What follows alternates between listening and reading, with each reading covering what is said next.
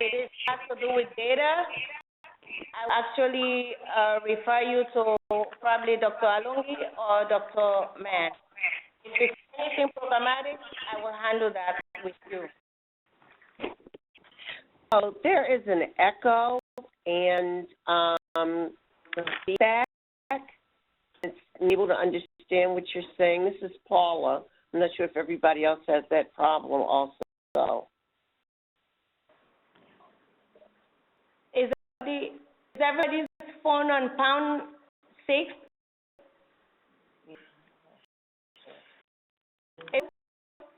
Paula? Oh, they can hear you. Is it okay? I want to know. Meet everyone before you guys, so you can go start your presentation, and then when you let me know, I'm going to unmute them. Can you then please, because they're saying that it's echoing. There's of echoing when I'm talking. I can't understand what I'm saying.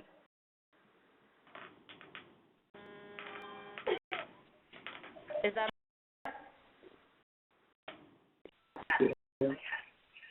okay?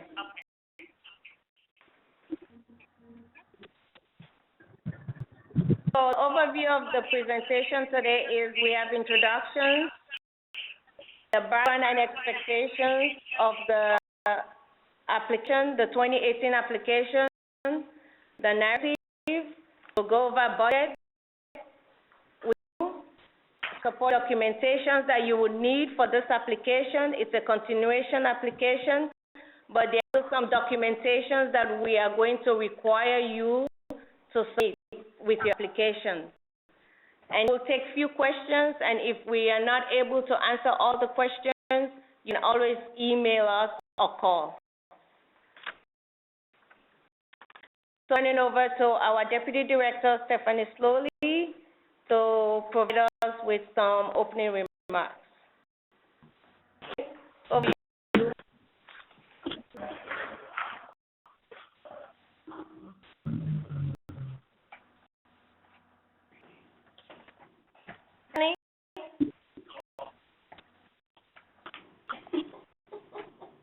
Hello. Yes, Can you hear me? we can. Okay, great. All right. So I was saying, thank you everyone for attending the webinar today. And on behalf of myself and Dr. Thomas, we wanted to just say that we really appreciate all the hard work you guys have done in the first year of the 2-year grant cycle. We know that we've made a lot of changes and there have been some bumps in the road, but we appreciate everyone's effort to make our program a success. As you know, this is our flagship program for the office, and we take MOTA very, very seriously. And so going into year 2 of your 2-year grant, we want you to know that we're here to be a support to you, and that if we can do anything to make your programs more successful, we're going to do that. And as well as with the funding that you're receiving, we're always looking for more opportunities to earn additional funding for you guys for the upcoming fiscal year. So be on the lookout as we get new opportunities to come down the pike. Other than that, I want to thank you guys for taking time. Please really pay attention to the hard work that the staff has done to make this webinar a success. Thank you to my team for doing that, even though I'm not in the office right now. And I really wish you guys a successful application grant, and we look forward to seeing you all at our partnership meeting on the 13th. And if you have additional questions there, we'll be happy to answer those. But with that, I just want to say thank you and have a wonderful week, and I look forward to seeing you all on the 13th. Back to you. Thank you so much, Stephanie. You're welcome. You guys have a great webinar. Thank you.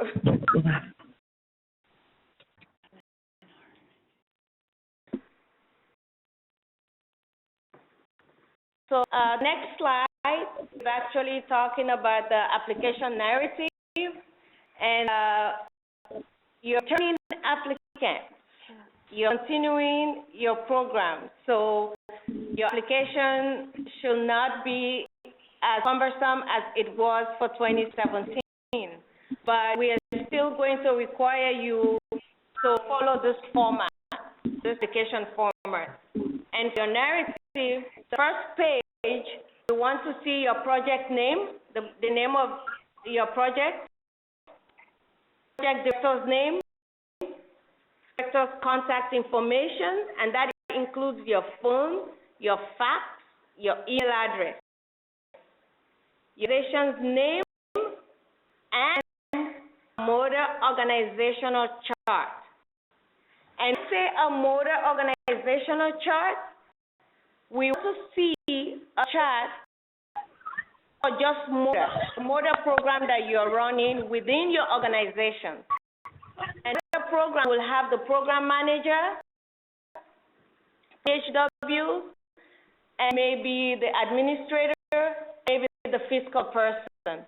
So make sure it's just a MOTA organizational chart, not your whole organization. That we want to see. And you'll have your organization's address and of the grant cycle, which of course is 2018. Okay. So we're going to talk about the part 1 of the document that was already sent to you. And the first section talks about a year 1 assessment, and if you have the RFA that was sent to you for the continuation grant, it has a section that is titled Part 1, Year Assessment, and it's meant to be 2 to 3 pages. So the first point on that particular page talks about description of any gap between your proposed monthly performance measures and what actually achieved during the 2017 grant cycle. This currently viewing talks about the fact that the document that goes with that first point is Appendix A that you'll be submitting for May and June. That will be the most recent one at the time of your submission. So you do not need to resubmit your Appendix A if you have already done so with monthly submissions. We already have that. However, if there are any gaps, if there are any of your performance measures that you have stated at the beginning of the grant year that you would complete, if for any reason you have not been able to attain the milestone, that is the performance measure in terms of the numbers, you need to explain why you have those gaps. So the point to note is for that section, do not resubmit your Appendix A document. We already have it. You submitted it, or we're submitting it by tomorrow. So we have that. However, the current page you're seeing on the slide talks about the fact that we already have the Appendix A, and what you need to determine, and which we'll be reviewing while we're checking up on your continuation grant application, is if you are on track or not on track for accomplishing those performance measures. Now, you might be able to accomplish it by the ending of June when the year finishes, but at the time when you're submitting the documents, you need to tell us if you're either on track or not on track. On track means if I said I'm going to do 20 events, just an example, I have 20, 21 or more, but for any reason you have not attained that measure, then you have to explain the gap between the proposed and the accomplished. So the box that is there that being on track or not on track should be assessed for each performance measure and gaps explained for each measure as well. So this particular question, if you're on track, you do not need to explain anything regarding that because you have no gaps. If for any reason you are not on track, then you need to give us an explanation of the reasons for those gaps. Now, what Part 1 still requires of you. Part 1 talks about you describing whatever barriers, challenges, or lessons learned from during the 2017 grant cycle. And what I want you to explain is shown in this diagram. You implemented your program. For example, you said you were going to do a diabetic prevention program, the DPP. You have implemented it. 1 year that you've done the program, you have experienced some barriers. That 1 year, you've had some successes. For that 1 year, you've had some challenges. We need to express to us in 3 what barriers are, what those challenges are, and what the successes are. Example, some people had talked about some programs where they needed to work with schools. Because of whatever reason, they were not able to gain access into those schools. Challenges. Some people have talked about the difficulty they've experienced in getting unique participants into their program, which is part of the performance measure that they plan to accomplish. You need to document all these different scenarios in the continuation application grant. And this should not be difficult if this you have expressed to us monthly. Just if you go back into your reports or that we have talked about during the site visit, you'll be able to pull up all that information and document them under different sub-headings, barriers and headings that you've experienced in the entire course of the year. Challenges as another sub-heading that you have experienced. Success as another one. And also about barriers and challenges, then you need to also express to us what strategies you have used in overcoming the circumstances, what strategies you used in navigating whatever challenges you experience. Because I know, for example, some people are documented in their report that because they found out about the clientele they were serving and the way preferred services to be delivered to them, they had adapted their programs to suit that particular session or whatever event program they were doing. So you need to document that, because when you do that, these are things that you could use as stepping stones for you to be able to actualize the 2018 session. Also for you, you have to document the successes as well. Some people have talked about what their clients have experienced, have expressed to them, or the loss they have documented as a group, or the people keep coming. If you have a group of people that keep coming for your exercise sessions, for an example, that is a huge success. You need to document that in this application. However, for each of all these blocks that you see on the screen, you all need to document the lessons that you have learned. You've got different lessons in the course of your program implementation. You've had different lessons through barriers, through the challenges and whatever successes you have experienced. And even in the course of using various strategies to mitigate the situation, you have had different lessons that you have learned. And we need you to document that as well. Thank you.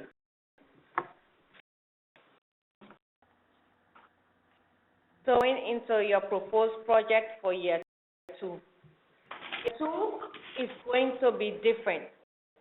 We are going to be hard on you. We are going to require you to actually go to the moon, around. But we are going to have you propose to us where you want to continue with the focus areas that you have been working on for FY17, or whether you want to continue with those, or whether you want to change those focus areas that we're working on in FY17. For example, you were targeting cardiovascular disease, or you're doing diabetes. Then some people were doing obesity, cancer, tobacco, asthma. They were doing like 4 or 5 focal areas. This time, we don't want you to choose 5 or 6 or 7 areas. We want you to concentrate on a focal area, a disease area that you know there is need in the community that you're serving, or the jurisdiction that you're actually working in. So please make sure that you choose your focus areas wisely. And a disease area that you know more funding will fund 100%. And sort of duplicating your funding from another funder and also using MOTA funding. Because what we want to see MOTA funds being spent on programs. And we want to see the outcomes of those particular programs that are being implemented in your jurisdiction. So please do not choose 5 or 6 disease focus areas this time around. I had to start with that. And then in your project narrative, program purpose, your strategies, your interventions, you have to describe in that section changes, one. And you have to provide a rationale for those changes. If changes and you still want to continue with the focal area that you are working in because you think that you are making an impact and you are seeing outcomes and your performance measures are great in those areas, you have to continue in that. And your project objectives and goals. Then you have to make sure you describe changes in that from year one, and provide a rationale also for those changes. Your evaluation plan. Evaluation plan has to be solid. You have to have that. If you don't have that, if you're not telling us how you are going to provide evaluation for your program, then we are going to have a hard time reviewing your application, and actually we'll have a back and forth, and that's going to delay when we are actually going to provide you funding to start up the program. So make sure you evaluate the program, you develop an evaluation plan for your program. You make sure that you have, whether it's, for example, pre and post test, we want to see the survey. It has to be in the application. We want to see design because we want to look at it. We want to know how you're going to, what your evaluation plan looks like. We can tell you whether it works, you know, with the program or it doesn't. Any upcoming major community activities, including trainings, workshops, health fairs, forums, focus discussions, and media events, etc. And you know why we're asking for this? Because it's a continuation grant. You're continuing with your program. You have little changes, or you may tweak your program activities here and there, but at least you have a great idea now of what you want to do in 2018. The desired, expected results, that is outcomes, outputs, your outcome, impacts, and measures. The man is actually going to go into this in depth, and hopefully this will help you all a lot in terms of writing your application. Your proposed performance measures and deliverables. Describe any changes also from year one and provide a rationale for those changes. If there are any. Propose tasks. Execute the project. This is going to be very, very, very critical, because Dan is also going to go over this in the for fiscal. When you do that, when you write your staff that's going to be on the MOTA program, they're going to pay attention to this time around, because sometimes people put in staff and maybe 2-3 months down the line, they tell us, oh, we don't have the staff to carry out the project, or delays the project implementation. So you have to make sure that you have the staff. It's a continuation grant. So you should now, by now, have at least 2 staff that is working on your MOTA program. So any changes, you describe those changes from year one and provide rationale. And describe any expected hiring and training time for any new proposed staff. We want to see that. Support operations for year 2. Commitment. This we have to have. We have to have in your file. A letter of commitment from each partner or collaborator must be submitted. Local health department support letter. We make sure that you are collaborating with your local health department. So we should get a letter from you in your application from your local health department. If the letter is not available, a representative in the department should really write the letter. It will accept that, but it should be coming from the local health department in jurisdiction. A good standing. Great, because a lot of people are right on top of things. They have been reviewing the application, they have been sending me emails, they are working on the application.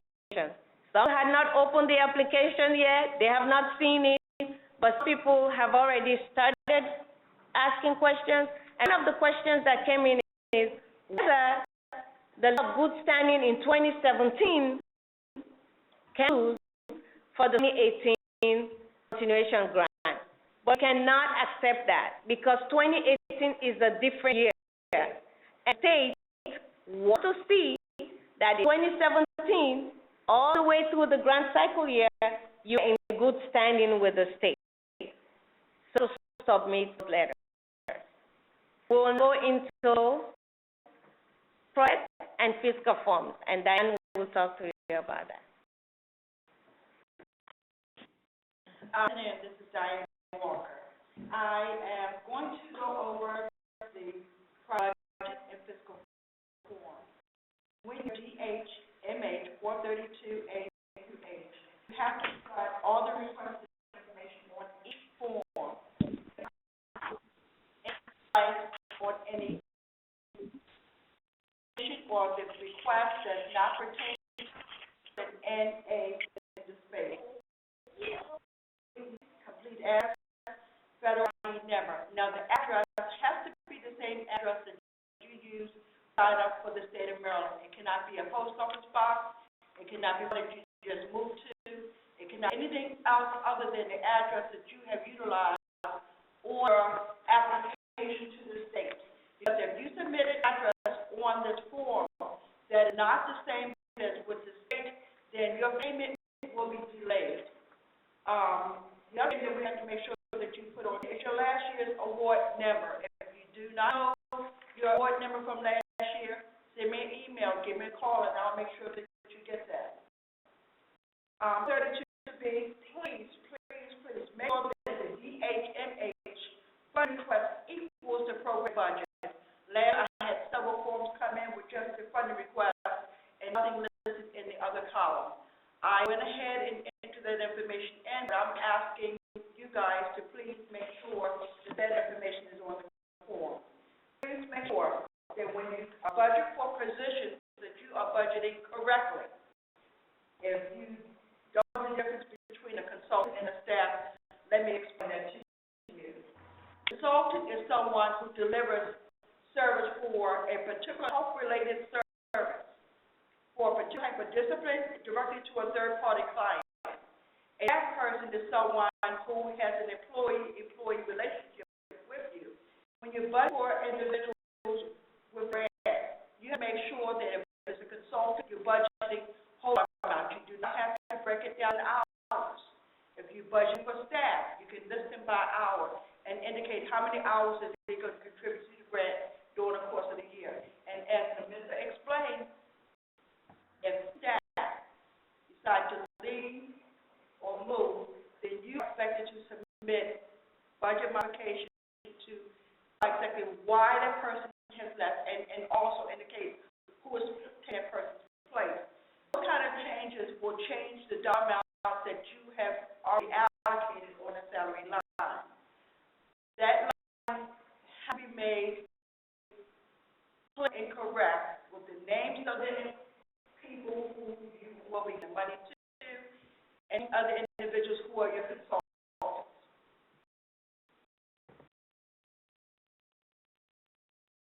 Next thing to identify is that your funding streams.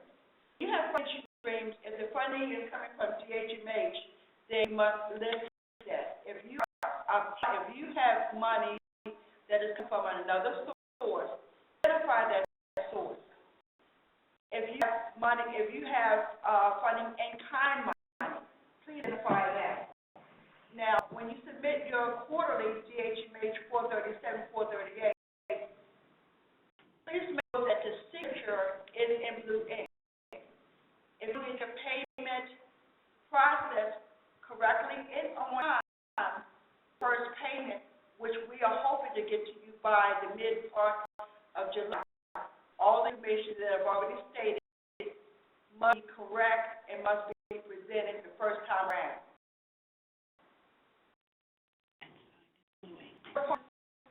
Funding will be the same as it was last year. There will be changes in the dollar amount in which you will be receiving in year 2 the continuation grant. And for the 2018, the 437, I must indicate that again, signed with a blue ink pen. Cannot accept anything else but a blue ink pen to show that that is an original. Now, the first payment request can be for 25% of your grant amount. If you're unsure of what that mathematical figure is, give me me a call, send me an email, and I will help you figure that out. Listen, we need to make sure that going forward in 2018, that you have a system to maintain the money you're receiving from the state and the invoices that you would receive from vendors to pay services. And also, any accounting system that you use to track the hours that, if you have staff, that you're tracking those hours as well, or the consulting course. We went through a lot of, I think that we went to visits, and some individuals indicated that did not use time sheets. They figured out that they could divide the salary budget by 4 or 5 and then pay the person by that way. But when they comes out, they need to see that you are using methods to provide employees, the staff, the consultants, the dollar amount which you identified on this very line. You cannot just arbitrarily pull a figure out of your head and decide to pay that person that dollar amount. So we need your accounting system and all the forms that you're using to pay the individuals to be in line. All of those things must be in line. Administrative cost is still 7%. And with your budget this year, look at exactly what your program will be doing. We want to know that most cost is going to go toward building the widgets, and that means putting the money out in the community, and that is top heavy with salaries. The budgets this year will be reviewed very closely to make sure that you are writing within the 432A through Z. That does indicate that you are going to be putting on a powerful product, and that this is going to be better here. Last year was a test. This year is going to be even better, because learn from last year the things that did not work. This year you will envision things that will work, and we're here with you to work along with you on that. So say that about the budgets, that we will be reviewing that and making sure that your program, the expenses for actual program, supplies, community events, anything that's attributed to the rent that goes to put it out in the community, that it appears on the correct line. You do not put those kind of expenses anywhere else where we have to figure out exactly why that dollar figure is more than what it should be. I already budget enough. I love talking budgets. I love talking expenses, and I just love to know that everyone out there is hearing me, so that when I see the 432A through H, when they come through the door, they'll be all correct, they'll be signed blue E, and not have to call anyone. Thank you. And by the way, on the 13th, the MOTA partnership meeting, Dan will bring the forms. So that's it. And she will actually help you guys in terms of filling them out. So you get additional training at a partnership meeting on Tuesday. So please make sure you come. So Ali will talk about the work plan. Hi, everyone.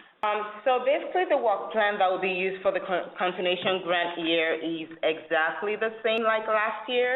I'm not sure if you can see very well what is on the screen, but the same template that is in your current interface that was recently sent out to you. First, I'd like to look at it from this perspective, and the diagram on the screen right now. I chose the goal in the center. As that, consider the objectives to be the action steps. So we want this year, which is what you had done last year, but we want to even do it better, make the flow of the program much easier, is to make sure that each of the different variables or names that you see on the screen now are all SMART measures. We go to be smart. And what means is an acronym for something that is specific, something that is measurable, you can measure it, something that is achievable, something realistic, and something that is time sensitive. And I completed the 2017, I've been in the process of completion of the 2017 fiscal year. We think you already have a good understanding of what the expectations are, and you know what you're able to accomplish based on the type of program that you have. Just an example, there is a program with grantees that wants to have a large number of unique participants. However, they discovered in the course of the year that a lot of their participants are not new individuals, but they are people that keep coming back because encouraged by what they get when they come for their sessions. You know at this time that when you're writing your grant application for the continuation year, you do not set the limit to be such a huge number that will be impossible to accomplish. So we need all those measures, all steps as you list them, we need them to be specific, measurable, that is achievable, realistic, and time sensitive. And when we talk about the timeline, we're talking about you're starting the program in July and it runs through June 2018. So you need to know what you would accomplish by November, for example, what you do in the month of May. We do not think that you would know exactly what you'll be doing in May. So you have a vague understanding of what exactly applies at different parts of the year. While writing your program, consider the winter months and the difficulty of some people being able to come out for some of those programs, and put that into perspective as you plan as you write up your work plan. It has to be time sensitive, and there will be an expected outcome. And Dr. Mang will be talking more about this. Expected outcome in the sense of, don't know that you're going to do 50 events. What number of people that you intend to meet in each of those events? What is the outcome? What's the expected outcome? Why we ask you to do the evaluation is because for every program, you want to know that the people that are coming in contact with, they are better off at the end of that meeting, at the end of that event, they're better off. And one of the basic methods, which is what many of our grantees are using, is the pre-post testing. It is not the only evaluation method. The evaluation method that you will use will depend on the kind of program that you're running. And you also need to have the personnel is responsible. For example, you have 5 people that are working with you. You have to know who is responsible for what part of what program. At least a vague idea at the point of submission. So I'll go back to about the action plan. The previous slide I just showed you, I talked about in a detailed manner. So action plan, there is a column. The first column is titled Key Action Steps. And you might say that your goal is that you want to do a diabetes prevention program, and you want it to run for a year. So what are the steps? One of the steps, for example, might be that you want to assemble and develop your curriculum. Are you using the Stanford curriculum? What is the curriculum you're planning to use? You want to make it applicable to the program that you're planning to do. So you want to do that. You want to find the site where you intend to be doing this program. Do you intend to be doing it in a particular conference room in your organization? Do you intend to do it in particular churches? You want to know where exactly that will be. You want to mention that you're going to recruit attendees that particular program. Timeline talks about, for example, if you plan to do a program and you're meant to recruit, like some grantees are doing something where they do a follow-up through time. You should plan to recruit the attendees to that program in the 11th month of the grant. For a longitudinal process like that, you want to make sure that you have your grantees at the beginning of your program and follow them on through time. So for that particular type of program, you want to detail to us the timeline when you're going to recruit. You plan to do the real program. That has to be detailed on this template. What are the expected outcomes? It talks about, and I'm currently in the third column. It talks about an expected outcome must be defined for each step. Like, you're talking about recruiting. You want to 20 people, for example. So the outcome might be that you have recruited the 20 people. For example, do 12 programs monthly. The outcome might be that, yes, you have reached 8 in the month of August, maybe. So those kind of outcomes that we're talking about. Then we're talking about the evaluation methodology, and we'll be talking about that through the process of the year. And in the course of 2017, many people understand this more. We want to evaluate your program. Appendix A is something that we use to evaluate a program because that talks about the gaps. If you have accomplished what you're expected to do in a year, that is a measure. Another measure is you want to know if these people that you come in contact with are better off at the end of the meeting up with them. And have been done through a post-testing, and people have chosen to do it at the beginning of the program, maybe in July, and maybe at the end of the program later in the year for people that are doing a longitudinal series. If it's for a one-on-one and done program, then at the beginning of that particular session, you administer the test, and you administer at the end of that session the same day and the same time, compared to the longitudinal series that you might decide to do at the beginning of the program and at the end of the program, which is much later on. So we'll talk about that. And some people also evaluate with other measures. Weight loss is a measure. For people that are doing, for example, the DPP, that's the Diabetes Prevention Program, the HbA1c, which is the hemoglobin A1c at the beginning and the end of the program might be a measure. For people with high blood pressure, the measure at the beginning and the end might be a measure because all these things prove that these individuals are better off than when they started out with you. Then about the person that is responsible for accomplishing each of those key action steps. If someone has been delegated to look for the site for the site, you need to put who is being delegated to do that and every other thing. And then the last column is where you talk about any comments. You want to get clarity on something, you want to make some other comments that you could not document on this template, that would be the column to put all those. That means to the end of this section. Thank you. Good, Dr. Ngi. Now, we get ready for the meaty part of this presentation, the webinar training. And your budget with your activities, your plans, your equations, the MOTA program elements that has been developed by Dr. David Mann, epidemiologist at Minority Health and Health Disparities. So now, turn over this presentation to Dr. Mann. Bell, it's in. Thank you. So this is an attempt. It might look frightening, and some of you who've opened the package may have seen an attachment which has 3 pages that has a brief description of some of this. It's really designed to be a kind of organizational tool for how you can think about all the things we've been talking about today and link them up in some logical ways. So, and similar to the way that you organize your desk, you organize your closets, you organize your kitchen, and then your life works better. If we can organize the MOTA programs in a similar fashion, this is a way to think about where are the boxes that different things fall into in a kind of a logical construct. So what's this program elements model?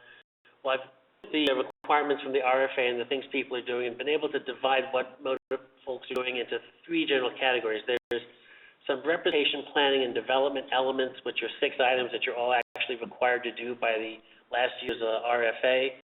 There are 4 different kinds of outreach elements, and you're all required to do at least 1, and some of you may be doing more than 1. Then there's other kinds of outreach activities that are somewhat more optional, and those tend to be the ones where we're less able to get to measurable impact. And so for our purposes, they're a little less important because we can't get that final proof of benefit to the individuals. So the reason we want to do this is it helps us with program planning. Each element can be thought of as its own mini program. So since each little element's going to have its own budget, its own work plan, its own performance measures to evaluate it. And if you put all that up over the different elements that you're doing, it basically gives you your total program. As I said, there's these 6 required elements in A. There's these, and the meat process is the outreach elements with measurable impact. impact, where you have to be doing at least one in type B, and then the potential optional items in C. And we segment the discrete parts, and it helps you with hopefully your plan organizing everything. Next slide. So A items, based on the original RFA last year, all the programs are required to undertake the following 6 elements. Is active participation in the LHICs, active participation in the Cancer and Tobacco Coalitions, cooperation with your health department, assistance capacity building activities, daily activities, sharing your program information with your local representatives and other local stakeholders. Those at the document we sent may have realized that I think it was item 4 initially said convening local health disparities committees, which I remembered from the old days, but then realized that actually wasn't part of the 2017 RFA, but the assistance and capacity building was, so we substituted that in, so this represents a minor change to that document. Next slide.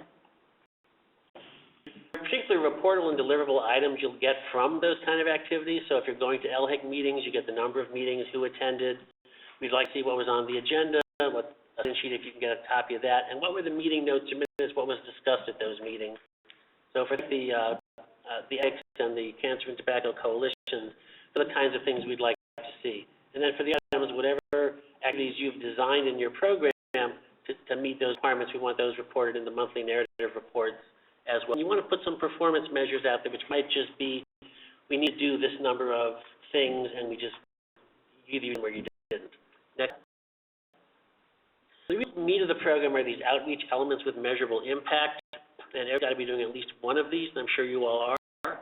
And these are things where we're trying to get to the measurable impact, and often the pre-post testing we've been working on is part of being able to demonstrate people are better off for being here. So you'll be doing group sessions where people just come once to the session, and so you do a bunch of them. You expect an audience every time. I sometimes call those the one types of sessions. Or you might have group sessions that are part of a longitudinal series. So a diabetes prevention program, you may have 16 to 24 sessions per year with the same people coming to each session. Similarly, you can be doing one-to-one face-to-face meetings, these with a substantial length, 15 to 20 minutes, detailed information exchange, and often resulting with some referrals made for the issues that you identify. And that can happen, once with a person, and then they're finished with your intervention. Or you might have one-on-one things that run longitudinally, such as if you're doing longitudinal support with a community health worker support client over a month or two, there may be numerous visits with that one person. So that would be the kind of number 4 type. Next slide. And the things you get for reporting on these is the number of events you hold, the number of people who attend the event. Multiply that, and that's the total instances of attendance, or total warm bodies in the room, or total touches, whatever way you want to think of it. And that number then may have more people who've come more than once, so you then figure what's the unduplicated number of people who are represented in that instance of attendance number, and then the measure of impact. How can we tell that people who attended are better off in some way? And products that this set of activities will produce are the educational curricula, pre- and post-test templates themselves, so we can be sure that they are appropriately testing what's in your curriculum, and other assessment tools, particularly if you're doing longitudinal programs or programs where people keep coming multiple times. Next slide. And reporting on, again, would be the number of meetings, the instances of attendance, or the number of touches, if you will, the unduplicated persons, the number and type of referrals you might be making, and if possible, follow up and figure out who was able to actually keep those referral appointments. For the done kinds of things, we expect the instances of reach to be pretty much the same as the unduplicated. It might be a small variation, but they're going to be pretty close. For a series, you'll have many more instances than you will have unduplicated. You might have 10 times as many instances as you do unduplicated if they all come to 10 different sessions. And the other, where we often don't have a measurable impact, the optional. And impact is a measure of how a participant is better off as a result of participation. So we actually don't know for sure who we've reached. We can't get impact measures out of. So things like things we post on social media, often we don't really know who is picking that up, and therefore we can't know how it impacted them. Print materials that we leave someplace and people pick it up and we're not there, we really can't measure impact. Health, depending on the kind of activities going on, might be a type C or might be a type B. If it's kind of a drive-by event where someone walks up, spends a minute or two, picks up a few things and walks away, you probably don't have a way of getting any impact. But if you actually meet with somebody for 10 or 15 minutes, talk to them, make some referrals, do a screen while you're at a health fair, then it brings it up to a type B activity, and then I think we could include and get the impact measures out of that. Next slide. So thinking of what to do with your budget, since we see the type A activities as the most important ones, probably 70 to 80% of your program budget ought to be devoted to what you're doing in type B. Somewhere between 0 to 10% might be allocated to the type Cs, and maybe 10 to 20% is required to execute those required type A activities. Next slide. This is a grid that basically maps the type B, the really important ones. You can see the 4 different types across the top. And then we've got all the different program focus areas in the row on the left. And so a program is going to be operating in a few of these boxes or maybe more of these boxes. So this would be an example. If someone's doing a diabetes prevention program, they're group sessions in a series. They might be also doing one-on-ones in a series if they do make-up phone calls with people who missed. They're basically targeting diabetes and obesity with that curriculum, so that's what that element would look like on this grid.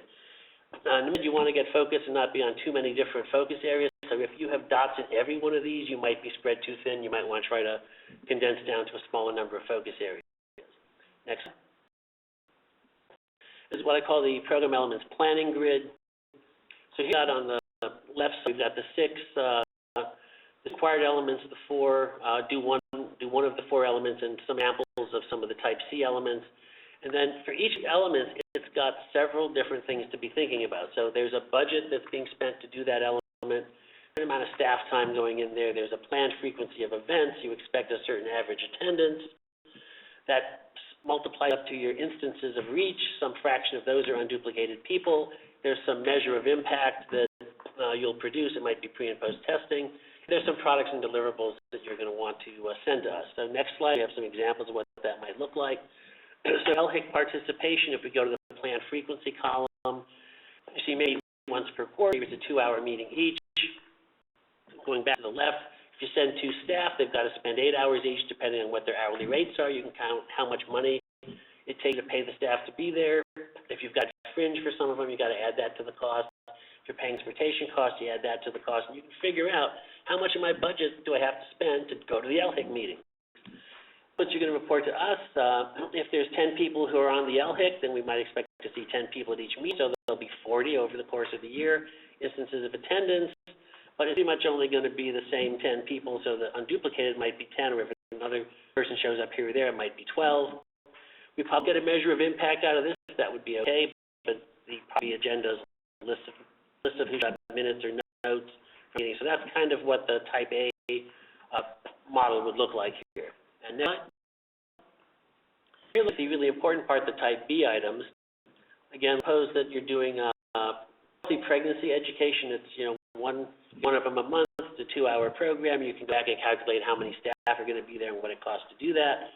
Don't forget the cost to develop it, recruit people, do the reporting. There's a lot of costs to make sure you throw in there. You might expect 20 people to attend. If you do that times, you'll have 240 instances of reach. Since it's a one-time thing, there might be 220 unduplicated people. Maybe a few people decide to come twice. A lot of things around measure of impact, pre- and post-testing, referrals, referrals kept, and birth outcomes if you're able to follow the people more closely. Products include sign logs, curriculum, et cetera. For a particular one, you might want to think about the variety of people that might attend. So if a woman shows up who's married, and her sister and her mother and her husband, you got the audience, you've got non-pregnant women in the audience, you've got postmenopausal women in the audience. So if one of your goals is to make referrals to prenatal care, all of those attendees need a referral to prenatal care, just the pregnant women who already have prenatal care. So that helps you with your planning to know what distribution of audience you're going to get. If you've got a diabetes prevention program, they're doing 2 different cohorts, 24 sessions each, 10 persons per cohort. They're going to end up with 480 instances of reach, but only 20 unduplicated people, and that's fine because it's an intensive longitudinal program. Next slide. This gives you a tool for kind of doing the math of your program. And what's important is that the numbers in each of these boxes often get derived from the other numbers, and so the more we can see where numbers come from and make everything clear, the easier it is for us to understand your program and to defend it if auditors were to come by asking us about the MOTA program. And so it was our generic evaluation model, which is that we start with a budget, the budget by a certain amount of staff and supplies. We use staff and supplies to create some number of activities which we want to have reported. That gives us some kind of reach, either in instances of reach and in unduplicated persons. We need to report it. And what the impact for the people that we reach, and we need to get some way to report that. And that's basically a simplified version of how we do evaluation. Next slide.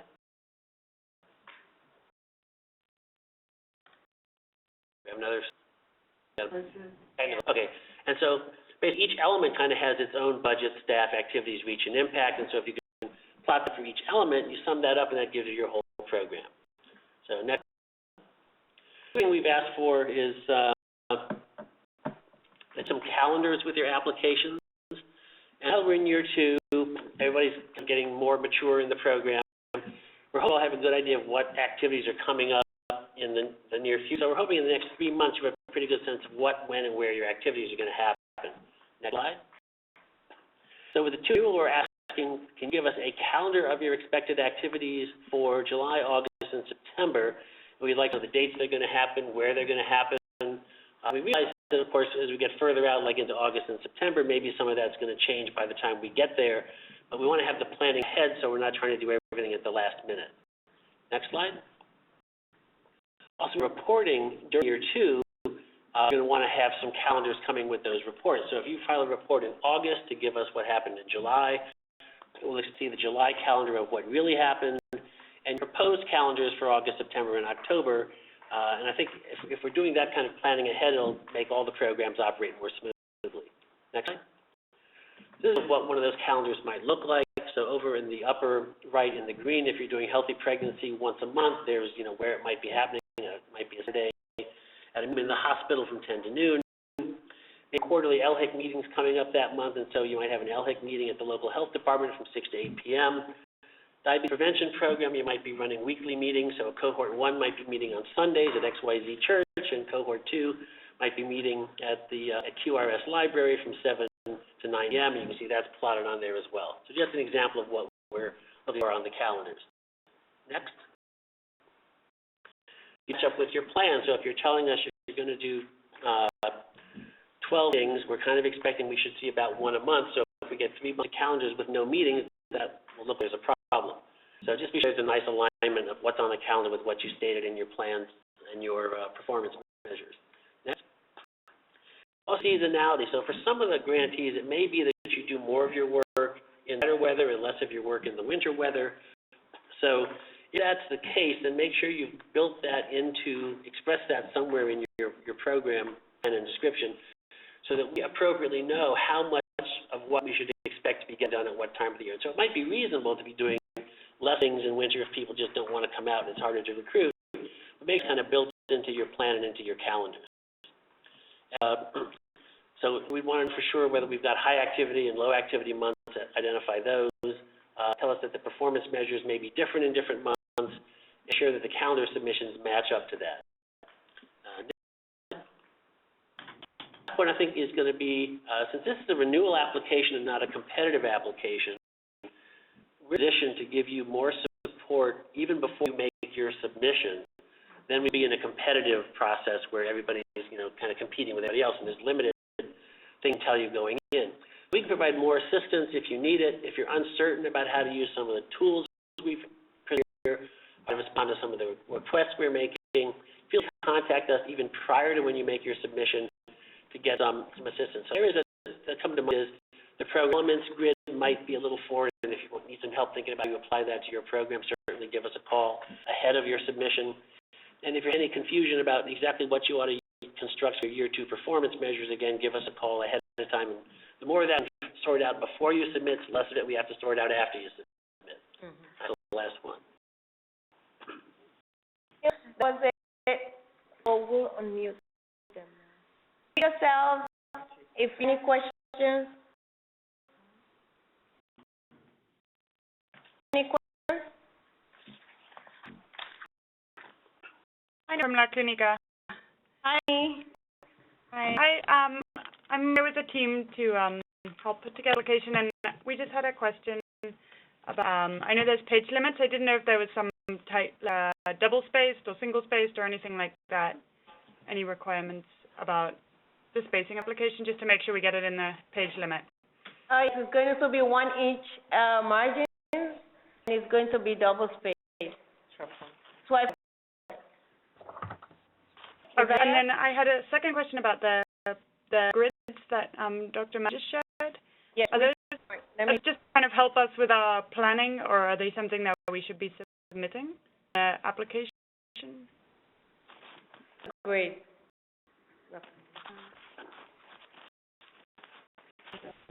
Yeah, grids. Because we work plan, and I don't know if... Can you see the grid? Yes. Sorry, Dr. Mann. I think at this point is that it's kind of a planning tool for you guys. I don't think we've actually made it a submission requirement. But being said, if you fill it out and it looks good and it makes clear what you're doing, feel free to submit it as an appendix. Yes. This will give you with application. Okay, great. Thank you so much. Just wanted to double check. Okay. Thank you, Annie.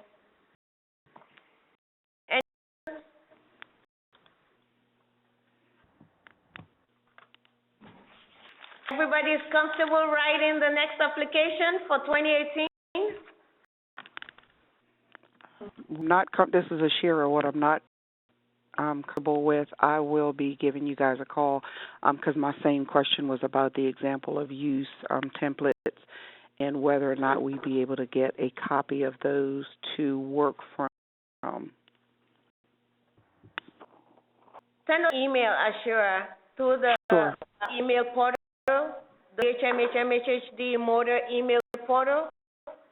Okay. And we'll send you these templates. So here you are. And we are going to post this presentation on the website. You will have access to it. Yeah, you will have access to it. Okay. Yeah, I sent that in the chat, but I didn't think anybody was responding to the chat. Oh, yes? Yes. I was answering. I know. So I was like, okay, well, let me call back. That's right. That's perfectly okay. Okay, yeah, okay, excellent, yeah. Cassandra, do you have a question?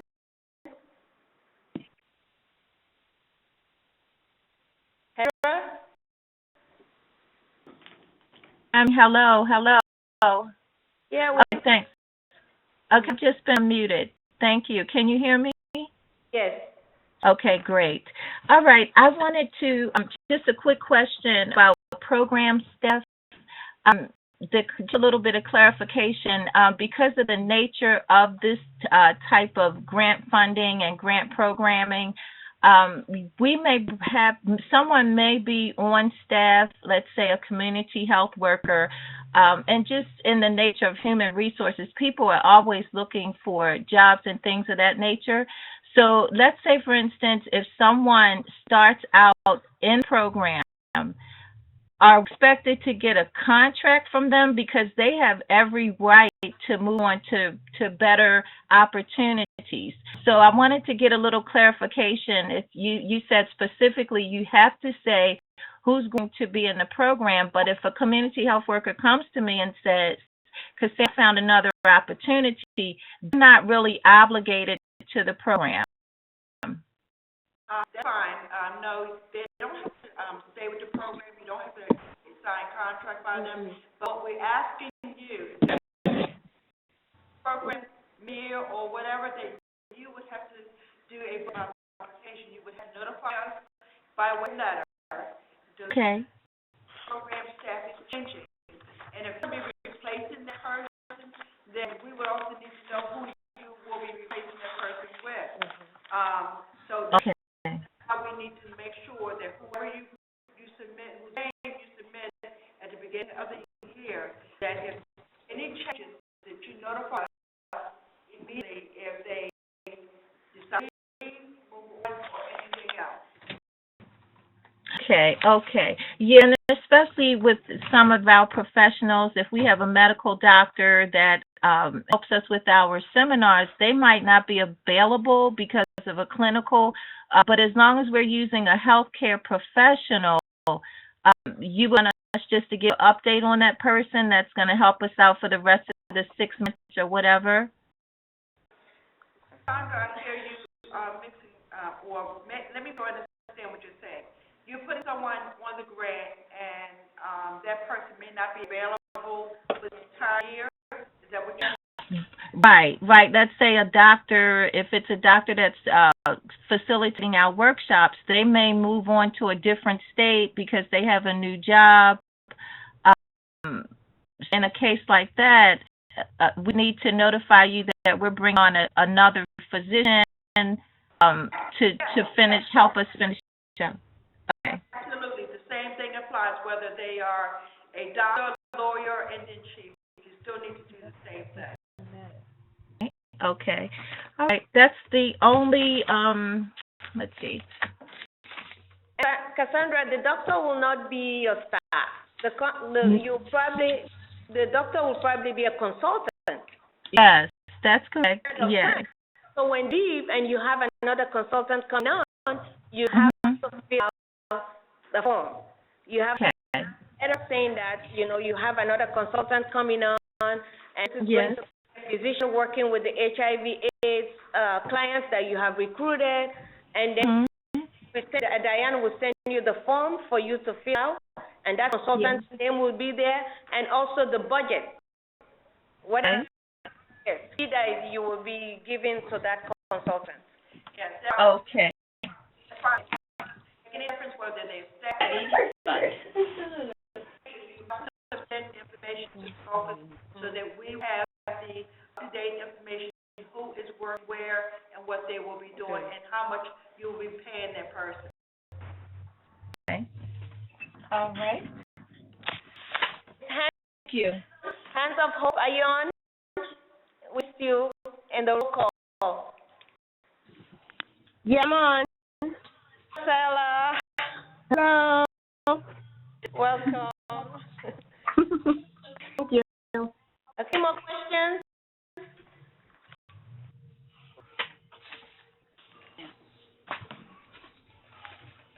No, Now, I sent you a question also in the presentation. Anna, can you see that? I'm sorry? A question in the presentation. Can you see that?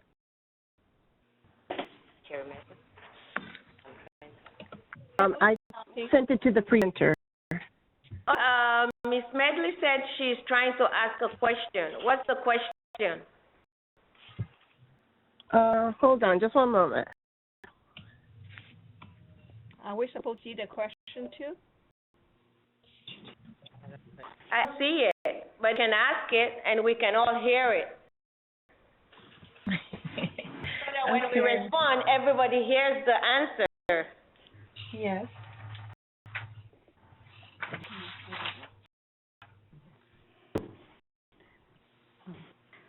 Can you hear me? Go ahead. My question was, our budget was amended in the year because of additional funding, and should we use our initial request or?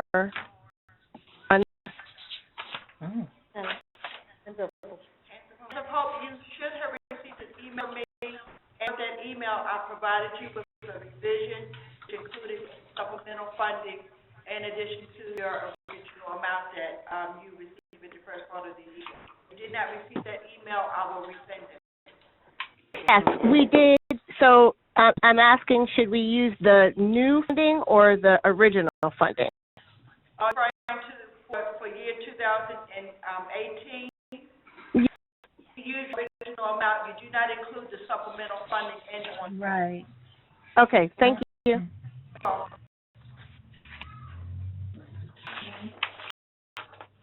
Just modifications then?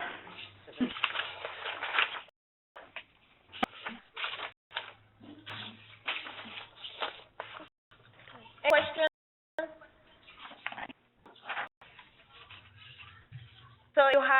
other questions, just send it to the DHMH PhD MOTA portal.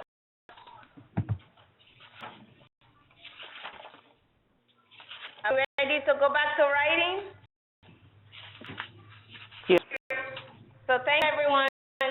Thank you. Thank you so much. Yeah. Thank you. Thank you. Okay. Bye. Bye-bye. Okay.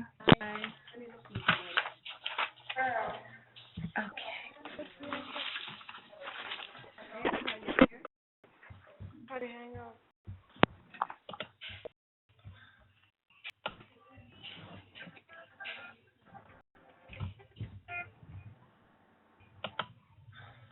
It's a little tight this time, don't it?